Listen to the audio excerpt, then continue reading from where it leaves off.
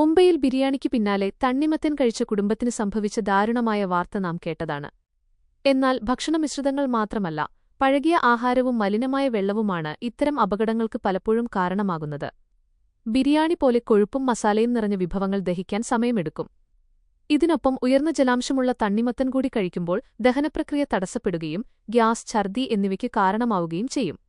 ഭക്ഷണത്തിനു തൊട്ടുപിന്നാലെ തണുത്ത വെള്ളം കുടിക്കുന്നത് ദഹനത്തെ മന്ദഗതിയിലാക്കും. അതിനാൽ കനത്ത ആഹാരത്തിനു ശേഷം പഴങ്ങളോ മധുരപലഹാരങ്ങളോ കഴിക്കാൻ കുറഞ്ഞത് 1 മണിക്കൂറെങ്കിലും ഇടവേള നൽകണം. വേനൽക്കാലത്ത് ബാക്ടീരിയകൾ വേഗത്തിൽ പടരുന്നതിനാൽ പുറത്തുനിന്ന് ഭക്ഷണം കഴിക്കുമ്പോൾ ശുചിത്വം ഉറപ്പുവരുത്തുക. ഭക്ഷണത്തിൽ മിതത്വം പാലിക്കുന്നതും കൈകൾ വൃത്തിയായി കഴുകുന്നതും പകുതി ആരോഗ്യപ്രശ്നങ്ങളും ഒഴിവാക്കാൻ സഹായിക്കും. അമിതമായ വയറുവേദനയോ അസ്വസ്ഥതയോ തോന്നിയാൽ സ്വയം ചികിത്സയ്ക്ക് നിൽക്കാതെ ഉടൻ തന്നെ ഡോക്ടറുടെ സഹായം തേടുക. ആരോഗ്യകരമായ ഭക്ഷണശീലമാണ് ജീവന്റെ കാവൽ.